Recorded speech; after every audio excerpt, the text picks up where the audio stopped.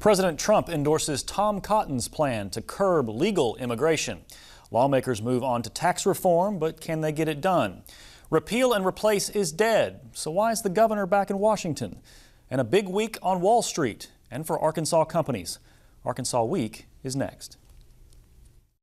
Local broadcast of Arkansas Week is made possible in part by the award-winning Arkansas Democrat-Gazette, Arkansas's largest major newspaper, bringing you local, national, and international news since 1819.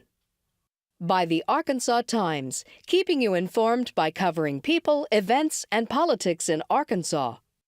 By FM 89, KUAR in Little Rock, with in-depth news reporting, analysis, and discussion each weekday.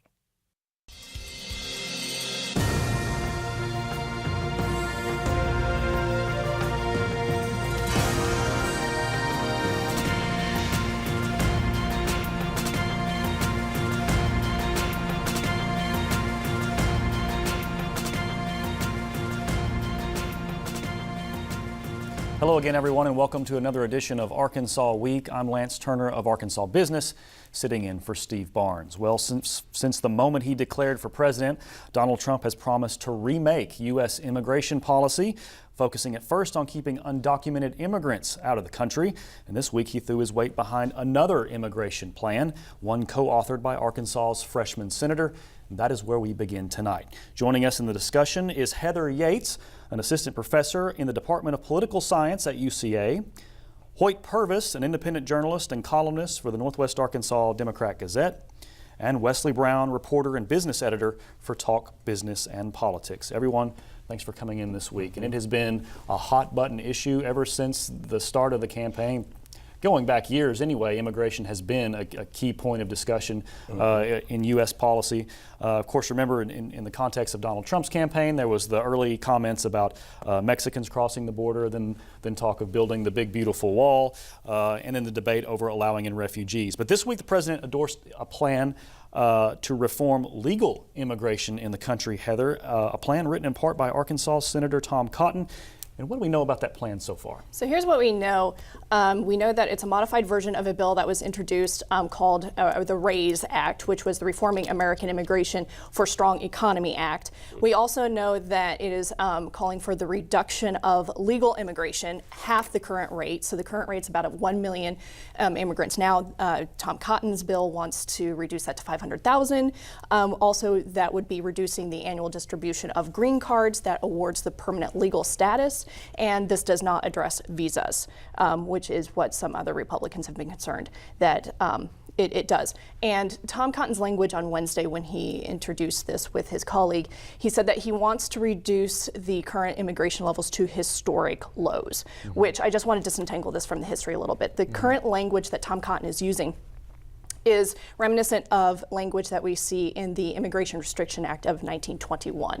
And this was an act that restricted immigration with quotas. So there were quotas that were placed on certain ethnic groups coming into the United States. And this is not the same language that is being used, but what we saw on Wednesday is language like, there is an emphasis placed on skills, merit-based immigration system.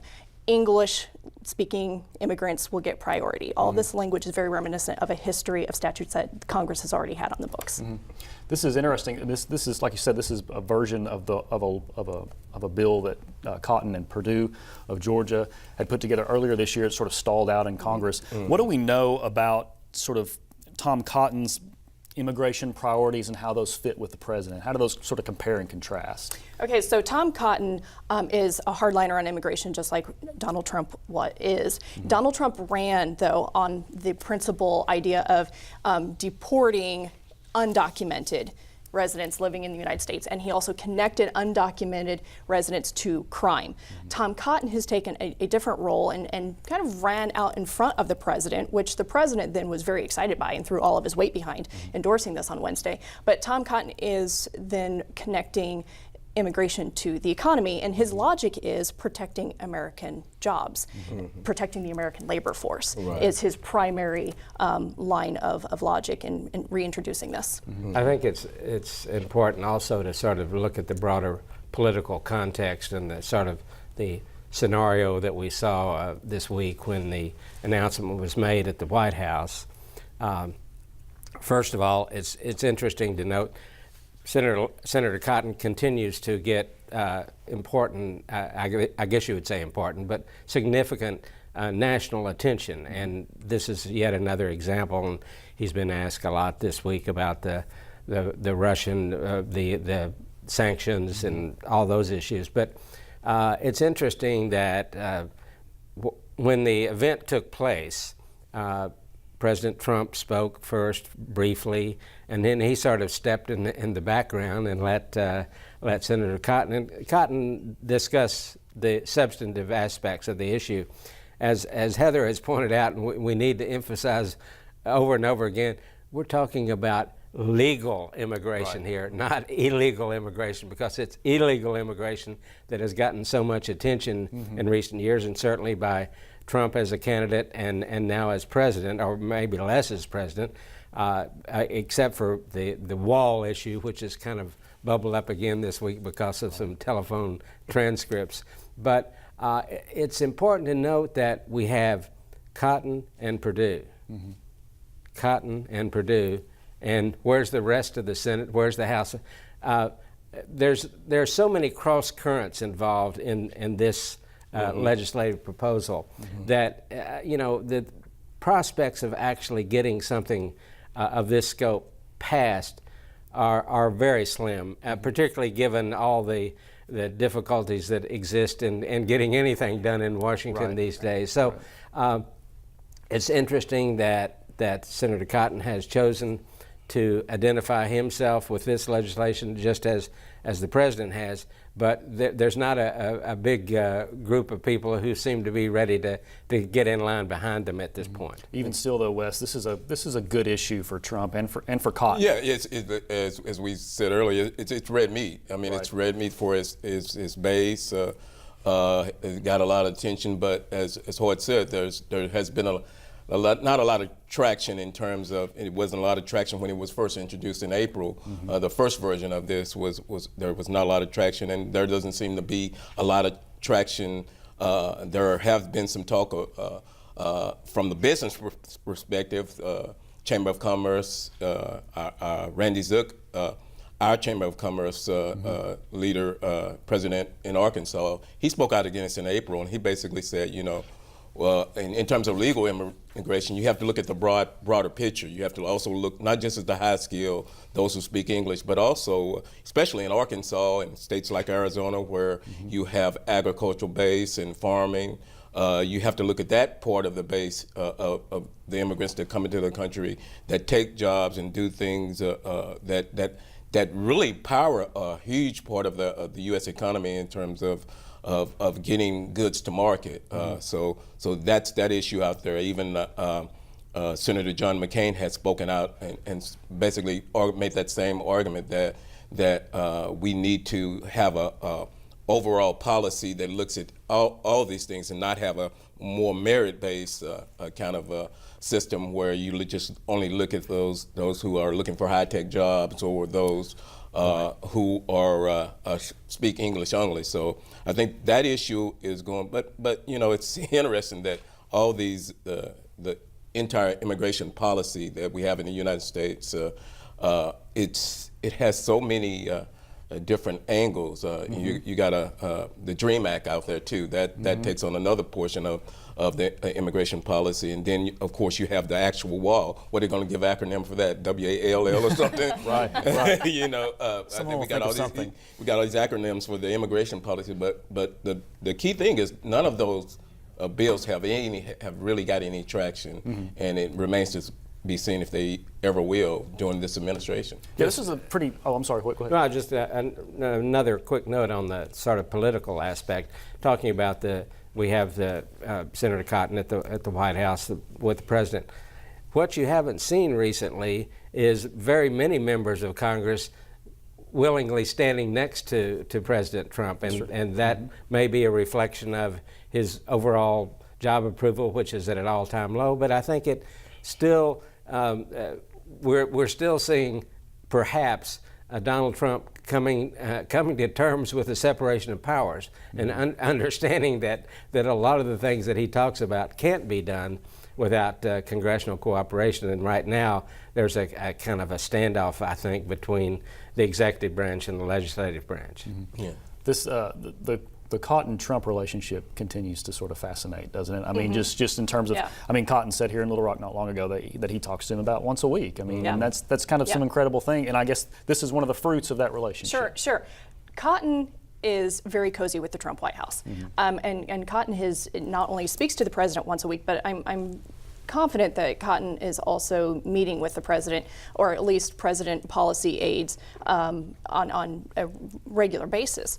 And it's also well known, to punctuate a point made by Purvis, is that Tom Cotton is ambitious. He is looking to expand his career within the Republican Party. He had one term in the House, and it could be that he has one term in the Senate, that he's eyeing to elevate his bid for something else in 2020.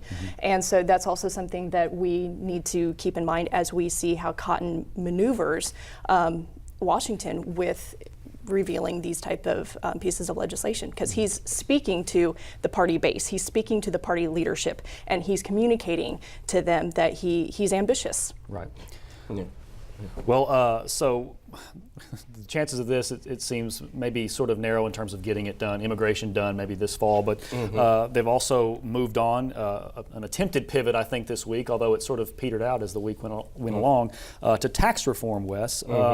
That seems to be the focus now, or at least it was at the beginning of the week, to redo the nation's tax code, and this has been sort of priority number 2 behind health care, which didn't happen. But this has been priority number 2 for the GOP. So where are we sitting now in terms of tax reform? I think this has really been kind of a key issue for House Speaker Paul Ryan. I think that's the issue. He's really been wanting to get out there, and he's back. And I think the issue is cutting the corporate tax rate. That's the big issue out there to get that corporate, and I think everything else begins after that point.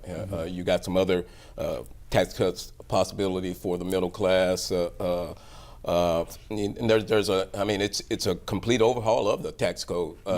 But I think it begins at that corporate tax, and also there's been talk of repatriation tax, where we get all the monies that are going overseas to come back into the United States, which is Donald Trump has really focused on that and saying that could bring billions of dollars back into the U.S. economy, drive U.S. jobs. But as with health care and as with immigration policy, as you said, there was talk of it. Then a few days later, it seems to be someone said something and it gets put off the table. So it's interesting that with this Trump administration, that all these things will come out, and they're all red meat for the base. All these issues are red meat, but none of them seem to be getting any traction, even with the majority in the House and the majority in the Senate. They can't get the policy moving forward. Well, I noticed that Congressman Hill said he's optimistic but you look, there are a couple of things to say. One, Congress can move very quickly when it wants to. Congress can also move very slowly in many cases. And I think on something that involves as many controversial areas, even though there's a lot of support for various aspects of tax reform, you look at the calendar, I mean, after all the talk of staying through August, we see now that, in fact, Congress is in recess until after Labor Day. We've got all the spending bills that have not been acted on. There are other major issues. I think the real question on the tax reform is there enough time to get anything done this year? Yeah, and one of the key issues is that health care, tax policy, immigration, they're all big, huge policy issues that you just can't get through Congress or get through both houses in a few months or a few days, like they tried to do with health care. And I think that's the problem. If this Congress or this or the House or the Senate wants to give this president a victory, find a smaller type of legislation that you can get through and gain a victory. This president hasn't had a major victory. We're going on, well past the waypoint in the first year. So it would do well that and maybe they don't want to give him a victory. You know, that may be the issue too. But what's problematic is that the president campaigned as a candidate on these major big policy issues.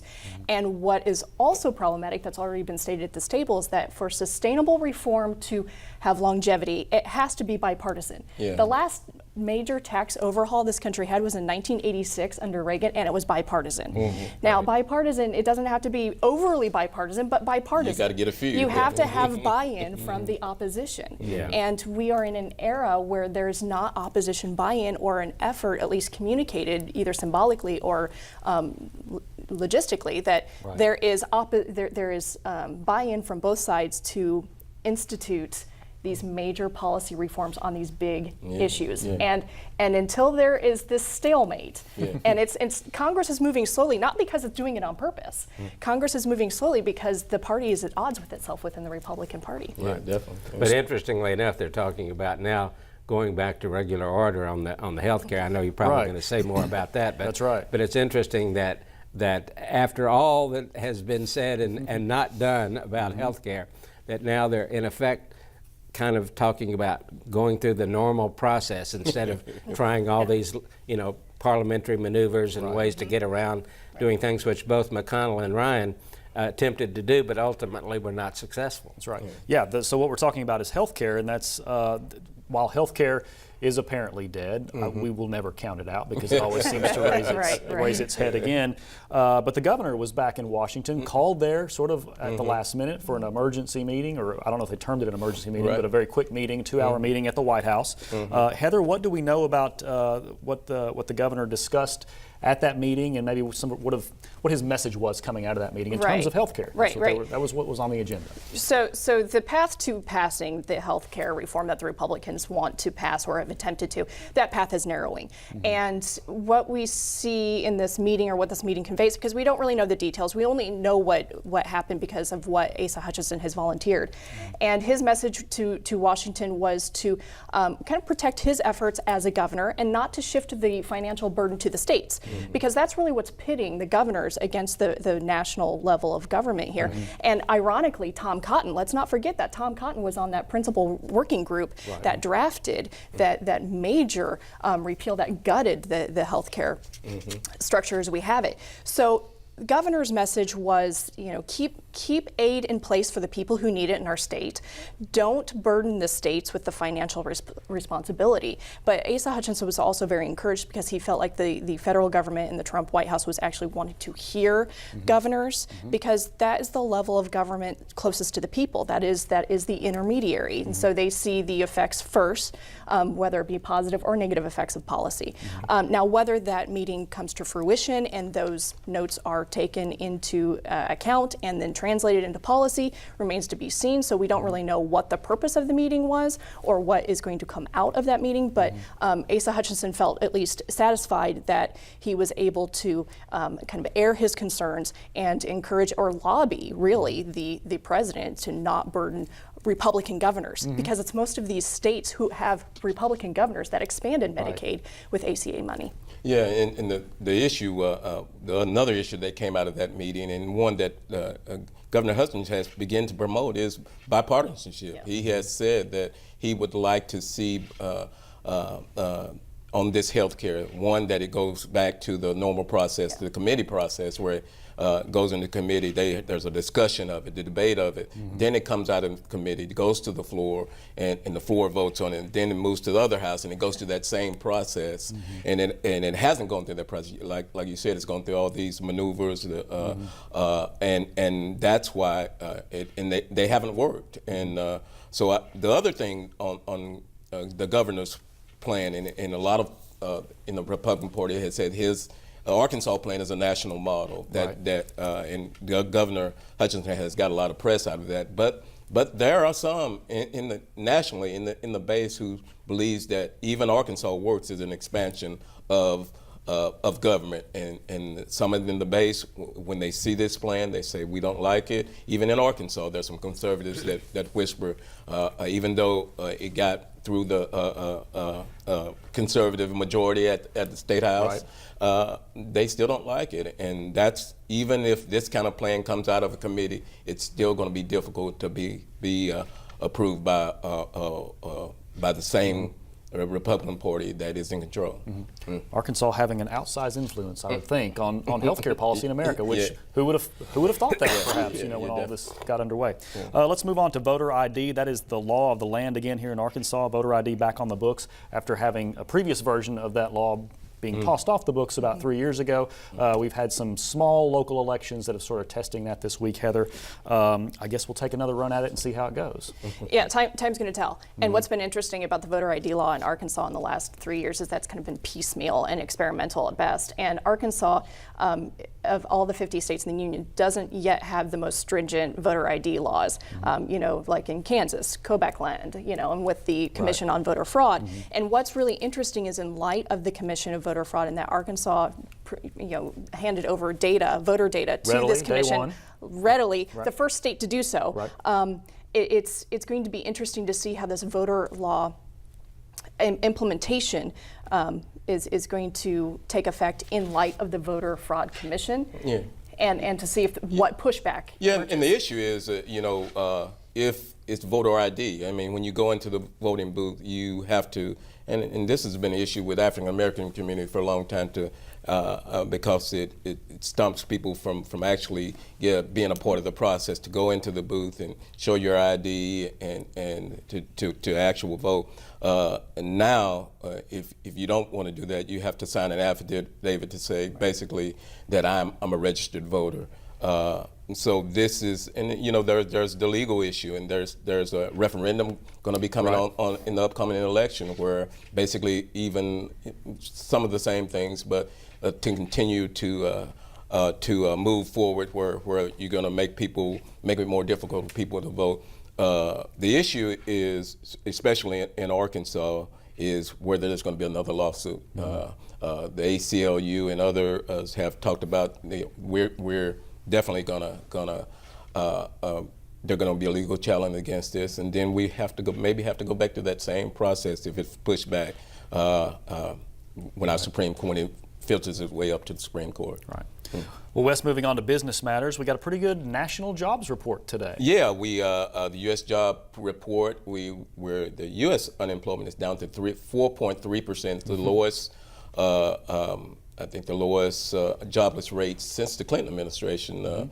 And there were 209,000 jobs added to the economy, which is a big boost to the economy. Arkansas's job rate is even about 1 percentage point lower at 3.4%. That's our all-time low. The issue still with this growing economy is, and I've talked to Apogee, the company that just hired 50 people and looking to hire, can we find the type of job people for the jobs we want to fill, especially on the higher scale jobs, and then on the lower end you have automation and taking over jobs, the lower jobs. So what's happening? We've already moved to a service-oriented economy, and so you're seeing that sector really get a boost, but are these jobs going to be sustaining for the U.S. economy? Are they going to continue to allow the economy to grow? The president is going to be cheering today about that job report. He's going to be cheering about the stock market. So definitely cheering about the stock market. That's right. I mean, in some ways, the stock market. I mean, it is hard to believe, over 22,000 now, but. For President Trump, that seems to be sort of his main selling point at this stage, and to what extent he and his administration are responsible, we could debate. But the fact is that that's something he can point to, that most people can say, that's impressive. State numbers also looking pretty good during the first month of the fiscal year. Yeah, our fiscal report came out. We got a boost from I think it was the auditors deposited their annual deposit from the unclaimed property money. It's about 1.4 million more than forecasted, so it boosted the forecast to, I think it's about 454 million for the first month of the fiscal year 2018. So the governor came out and said, you know, he cheered this and said, this is a great start for fiscal 2018. There's a lot of issues out there that the state has to take care of, as we talked about, health care, highways, and other things. So this is a great start for the state of Arkansas. The economy seems to be going, still adding jobs. As Governor Hutchinson will always point out, we got one of the lowest all-time jobless rate that we ever had in our history. We're adding jobs, and the economy is growing. So things are looking good, but there's still that kind of a little lingering doubt in the background there. And of course, you got a tax committee that's meeting too to sort of. That's another piece of evidence they'll take into consideration when they're looking at the state level to redoing the tax structure here. Yeah, and you know, there's the momentum in the economy has always been choppy, so that's the thing. You want that growth to be smooth and to continue to move upward. All right, well, we will have to leave it at that. Thank you all for coming in today, and thank you for watching the program. We'll see you next week.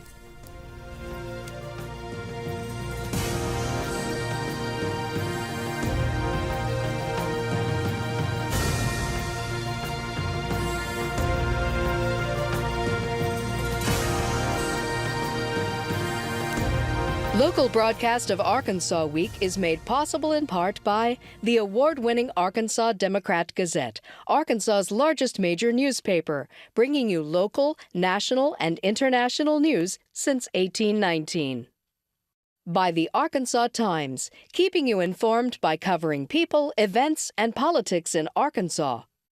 By FM 89, KUAR in Little Rock, with in-depth news reporting, analysis, and discussion each weekday.